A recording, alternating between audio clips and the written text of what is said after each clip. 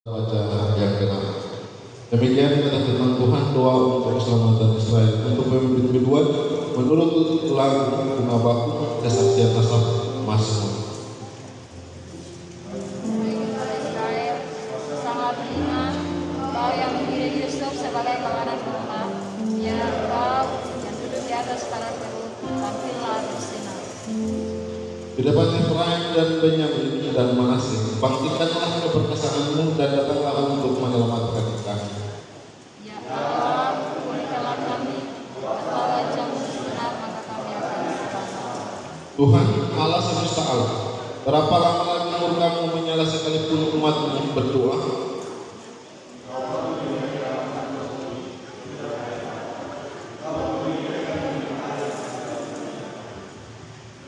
Engkau membuat kami menjadi pokok pencitraan tetangga-tetangga kami, dan musuh-musuh kami mengolok-olok kami.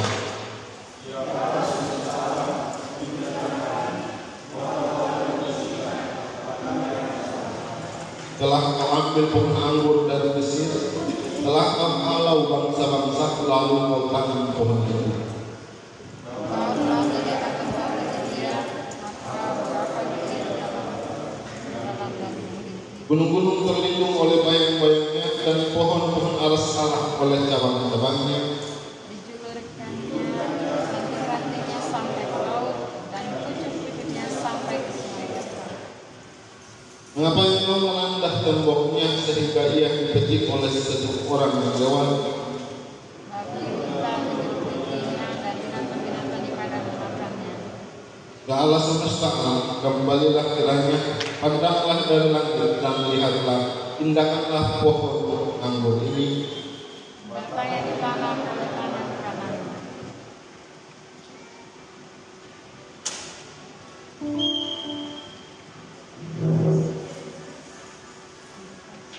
Mereka telah membakarnya dengan api dan menebangnya, biarlah mereka hilang lenyap oleh hati wajah-Mu. Kiranya tanganmu melindungi orang yang di sebelah kananmu, anak manusia yang telah berketukan bagi dirimu. Maka kami tidak akan menyimpang daripada-Mu. Biarkanlah kami hidup, maka kami akan menyerukan nama-Mu. Ya Tuhan, Allah semesta alam, berikanlah kami, buatlah wajah-Mu bersinar, maka kami akan selamat. Demikian kebenaran firman Tuhan. Shalom. Saya merasa terhormat karena ini untuk kedua kali dipercayakan untuk melayani Gerakan Angkatan Muda Kristen Indonesia yang pertama itu Bis Natalis. Hari ini saya cukup merasa bahagia, tetapi juga kecewa. Kalau tema bicara soal pemulihkan bangsa kami juga butuh pemulihan. Mazmur ini ditulis pada masa kesusahan dan penderitaan bangsa Israel, khususnya 10 suku yang dibuang. Penderitaan yang paling terdalam adalah apa?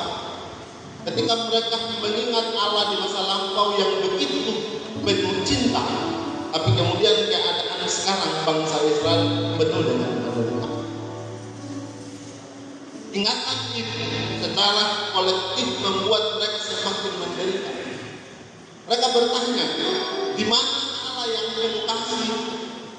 Di mana Allah yang pernah memberi penyertaan sempurna bagi Israel?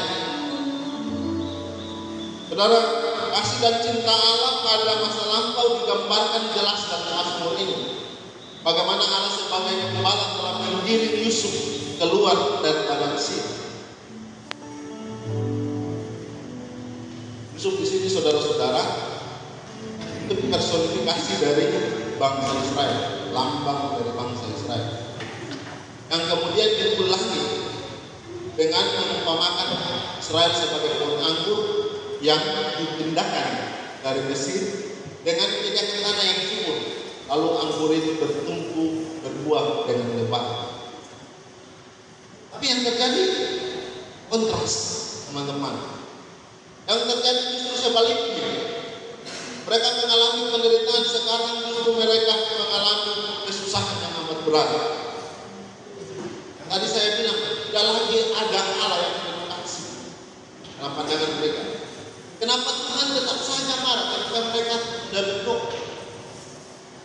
Berapa kali harus berdoa?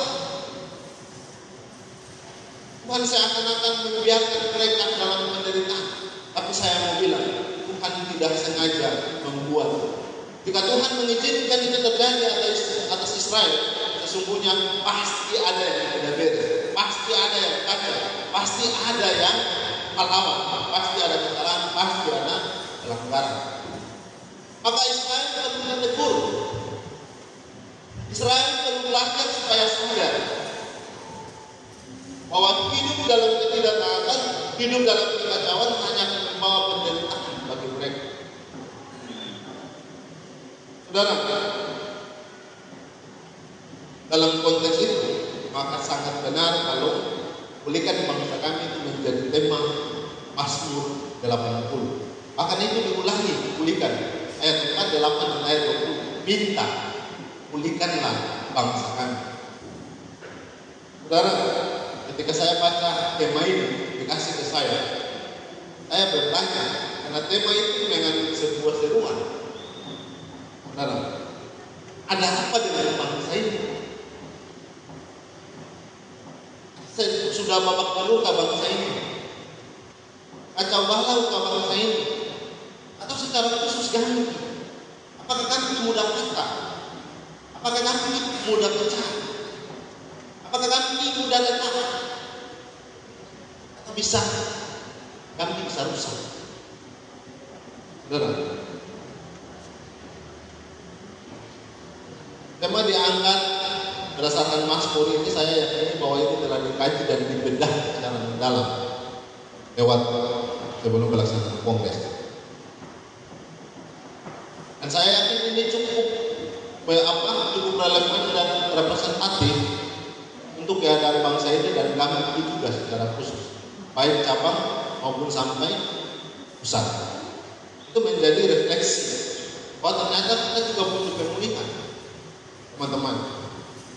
Saya percaya dalam hati setiap orang ketika dia sakit, ketika dalam keadaan tertekan, ketika dalam keadaan kacau, dia pasti memiliki sebuah kerinduan untuk pulih dari keadaan itu. Saudara, kalau orang sakit minum obat. Kalau kita sakit minum obat supaya kita pulih, supaya kita sehat. Tapi apakah pemulihan itu hanya berdasarkan atau berkaitan dengan urusan fisik? Bukankah dalam berbagai hal kita juga memerlukan pemulihan? Contoh kecil saja mengenai hal hubungan terhadap diri sendiri. Mungkin pagi ini kalau perasaan kurang enak, gampang tersinggung, cepat marah, mudah jengkel. Bukankah itu mengganggu sekali hati kita? Bukankah kita perlu untuk memulihkan diri? Belum lagi dengan hubungan dengan orang lain. Kita benci dengan seseorang, kita panas kalau orang itu muncul di hadapan kita. Bukankah itu menjadi tanda bahwa hubungan kita dengan dia sedang retak dan rusak? Bukankah kebaikan bersama hubungan itu perlu dipulihkan? Belum lagi hubungan dalam satu organisasi. Kami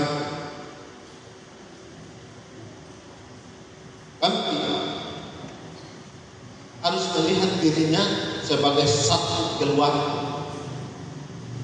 Hubungan tidak bisa dibangun demi GPDI. Kalau kami menghendaki ini, dia pula menghendaki untuk terjadinya kehancuran dan kerusakan dalam kami. Saudara, jadi mungkin selama ini hubungan seperti itu masih dipelihara. Stop yang model kayak begitu. Ini menandakan bahwa ada yang tidak beres, ada yang sakit dalam hubungan komunitas kami sesama kami. Kan kalau untuk kebaikan bersama, hubungan-hubungan ini perlu disembuhkan, perlu dipulihkan. Ini lebih parah dari sakit fisik, saudara. Ini tidak bisa sama periksa, kemudian anjuran dokter minum obat selesai, beres. Tidak. Ini jauh lebih parah. Ini bisa merusak tatanan sosial. Ini bisa merusak tatanan moral. Ini bisa merusak tatanan organisasi. Saudara, pemulihan dan penyembuhan atas penyakit-penyakit ini hanya dicapai bila ada itikat baik, ada inisiatif untuk berubah dan mau pulih. Tanpa itu tidak bisa. Kita butuh orang lain.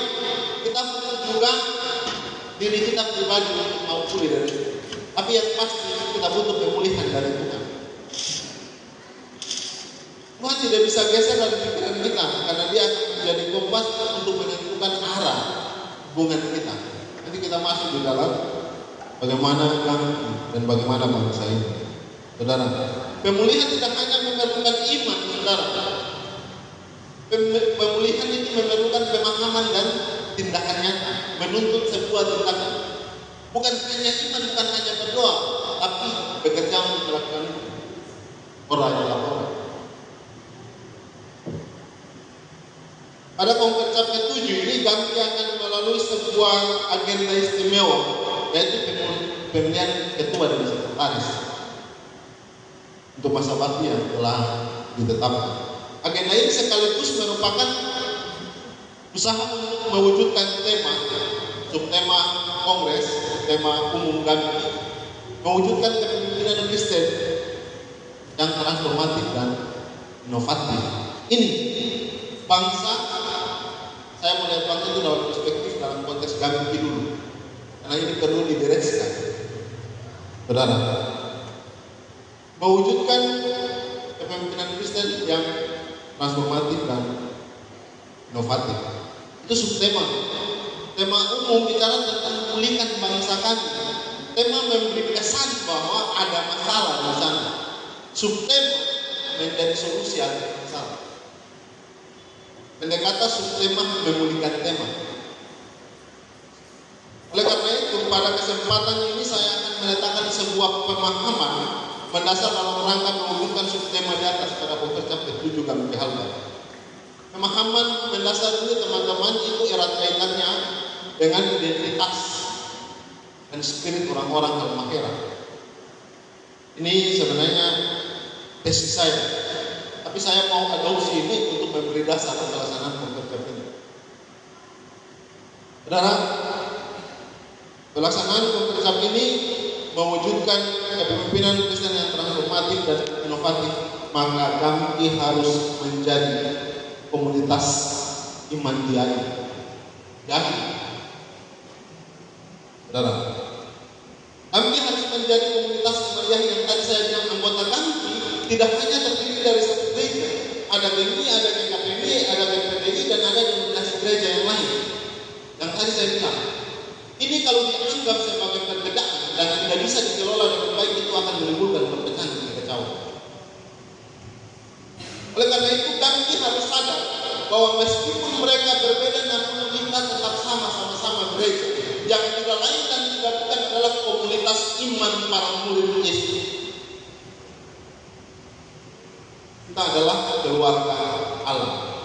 Dalam kesadaran itu, saudara, kita pun dapat memaknai kekayaan identitas kami sebagai keluarga Allah itu dari perspektif religiusitas dan spiritualitas dia. Orang-orang Halmahera. Saudara, secara leksikal kata dia itu berarti membuat, menjadikan, memperbaiki. Contoh sederhana, orang membiayai rumah baru, renovasi, atau setidaknya mengembalikan dalam bentuk yang semula. Itu biaya. Tapi dalam penghayatan orang Halmahera, penghayatan kata biaya lebih dalam daripada sekedar makna leksikal. Kata biaya memiliki nuansa suatu kesadaran etis emansipatoris, seperti menciptakan, meluruskan dalam hidup manusia yang tidak baik jadi baik, memperindah dalam manusia yang buruk. Tapi yang menarik juga bahwa kata dia juga mengandung nuansa pemaknaan seperti sikap kritis, inisiatif, kreativitas, inovasi, pembaruan hidup. Kata dia melampaui transformatif dan inovatif. Dalam kata dia terkandung dua bahkan terlampaui. Sebagai orang Halmahera harus mengidentifikasikan dirinya dalam spirit yang itu akan meletakkan dasar yang baik untuk melaksanakan hukum tersebut.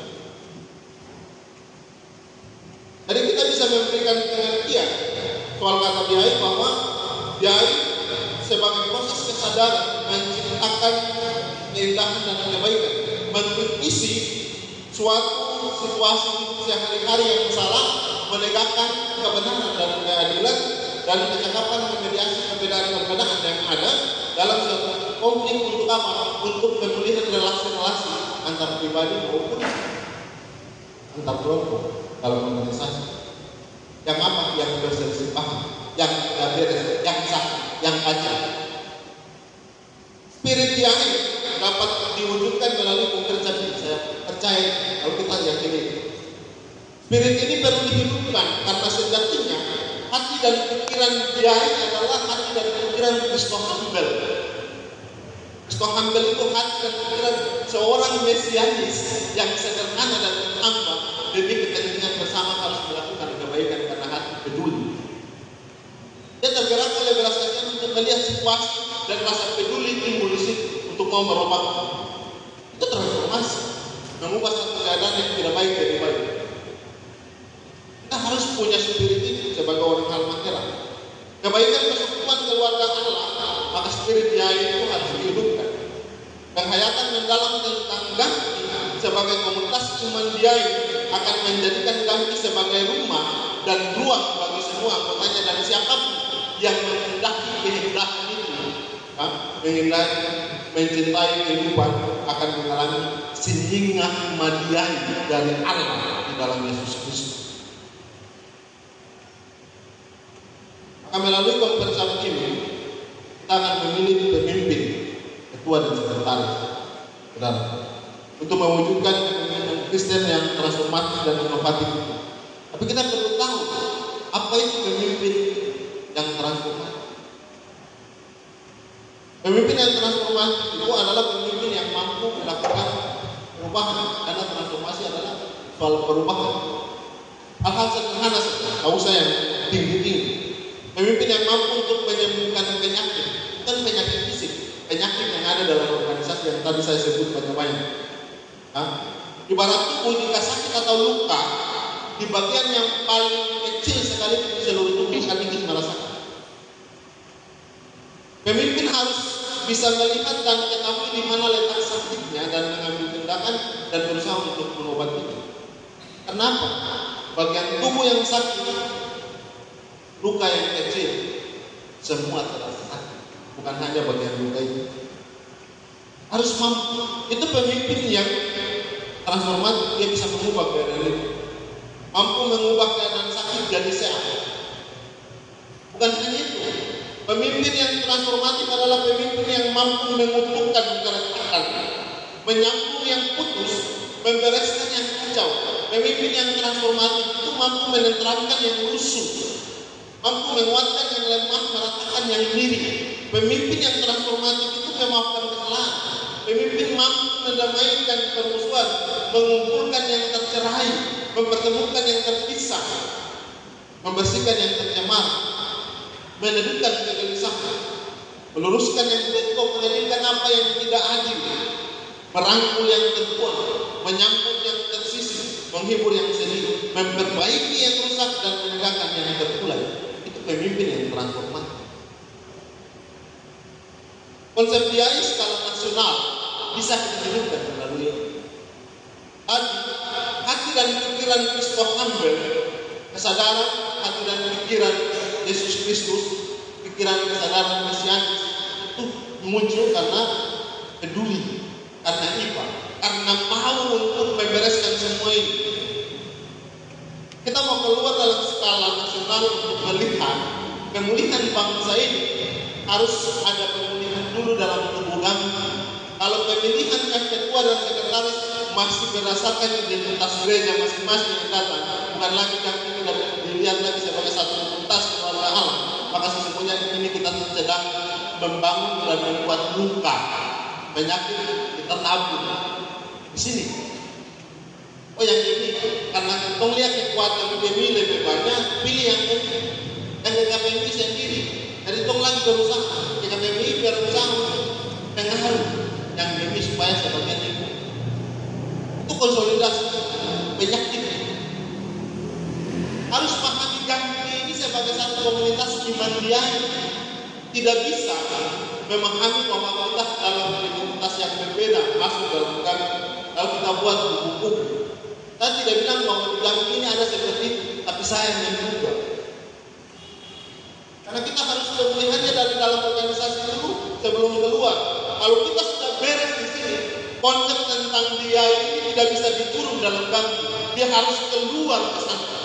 Dia harus memancar supaya kita melihat apalagi yang kacau.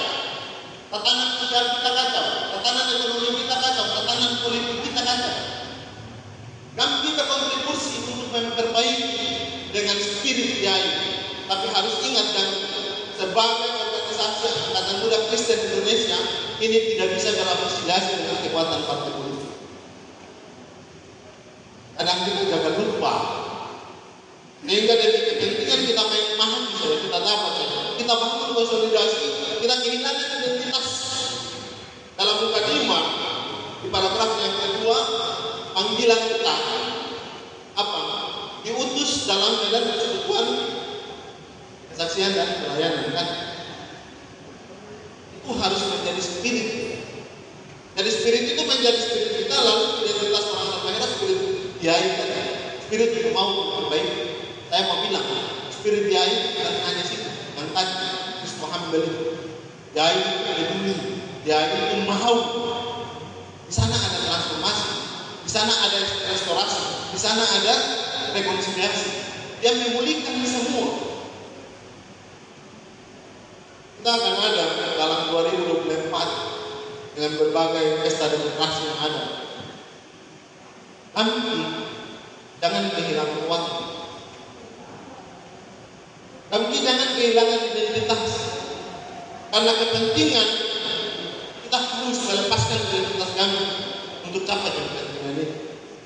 Spirit Yai kita, spirit Yai tidak apa sia-sia, spirit Yai sia-sia. Kita harus belajar tentang spirit orang Al-Mahirat kata Yai.